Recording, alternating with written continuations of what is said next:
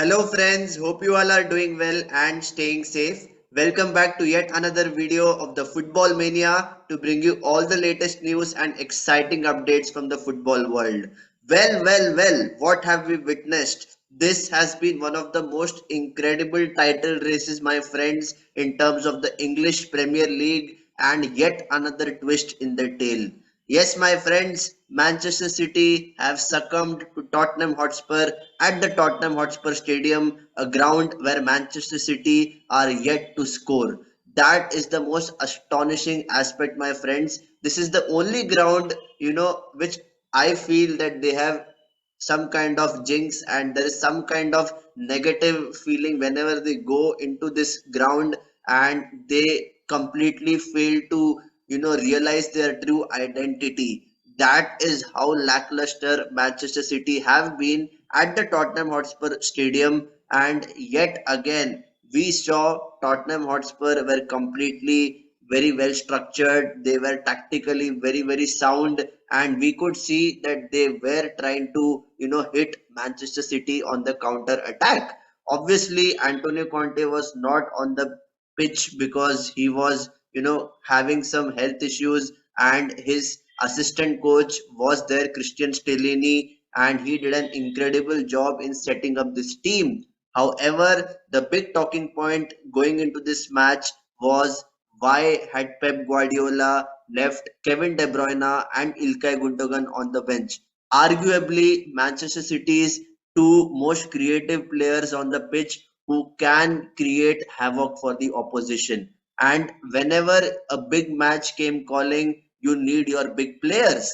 And having seen Arsenal drop points yesterday, it was very simple for Pep Guardiola. He had to take this opportunity, take advantage of the situation, and ensure that Manchester City cut the gap to only 2 points, having played a game extra. And that just went out of the window as Harry Kane scored in the 15th minute to register his 200th goal in the Premier League. He's only the third player to score 200 goals in this league, after Alan Shearer and Wayne Rooney, two legendary names of English football. And not only that, this was a significant goal for him personally because he became Tottenham Hotspur's all-time leading goal scorer, scoring his 267th goal, surpassing the great Jimmy Reeves.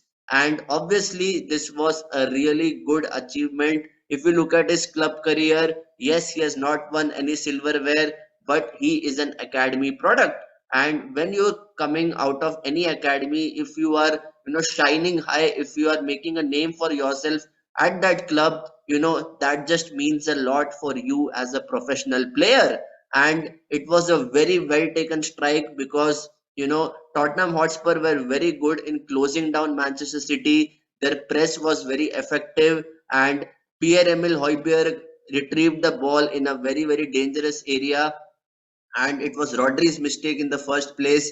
Why did he, just put it in the center of the pitch where he knows that 2-3 Tottenham players are pressing high? They lost possession, and Højbjerg was very calm enough. He had the presence of mind to pick out Harry Kane inside the penalty box, and Harry Kane does what he does best. He puts it in the back of the net. It was a scruffy shot, but in the end it found the back of the net. 1-0 to Tottenham Hotspur. This looked like a very familiar scoreline even 17 days back when Tottenham Hotspur took the lead against Manchester City at the Etihad Stadium. But at that point of time, the outcome was very different because Manchester City came out as a very different animal in the second half. Yes, Tottenham rode their luck at times. Riyad Mahrez hit the crossbar, and even Kevin De Bruyne came onto the pitch in the second half.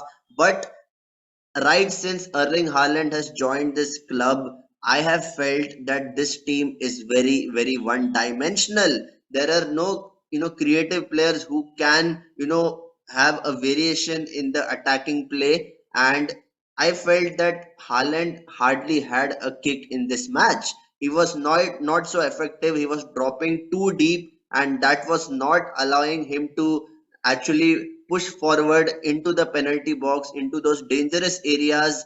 And I also felt that there was not enough service provided to him.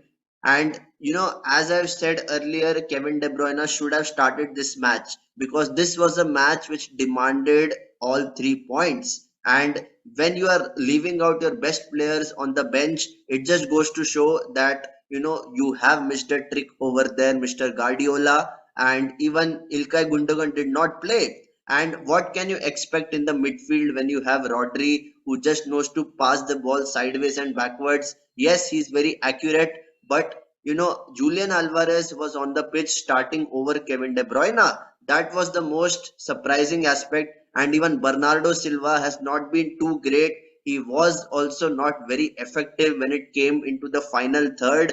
And I felt that this game called for a player like Kevin De Bruyne who can pick out a pass, who is very incisive in his decision making, and he can penetrate Tottenham's back line. And I have to also give credit to Tottenham Hotspur because Christian Romero was sent off in the second half. It was a silly challenge. You are already on a yellow card, and you know that Jack Grealish is going to win the foul and win a free kick for Manchester City. Yes, Romero did well, and I have to give a big shout out to Hugo Lloris because he commanded his penalty box really well. Whenever there was a situation where a dangerous cross came in, Hugo Lloris was the first to react, and I would say that he was more proactive in his approach, and that actually helped the defenders also to calm down and ensure that they can take that extra touch whenever they got possession of the ball. That was how Tottenham managed this game, my friends. And I feel that, Manchester City have lost a huge opportunity because just imagine if City had won this game, they would have been only 2 points behind Arsenal, and that would have, paved the way for an exciting title race. However, it was all about Harry Kane, and it was a magical day for the legendary striker for this club, becoming the all-time leading goal scorer and joining the 200 goal club along with legendary players like Wayne Rooney and Alan Shearer. So guys, I would really like to know what are your thoughts about Pep Guardiola's decision making in terms of leaving Kevin De Bruyne and Ilkay Gundogan on the bench for this match, and what do you feel are City's title challenge, you know, once that they have lost this game? I would love to know your thoughts. Please put it in the comment section.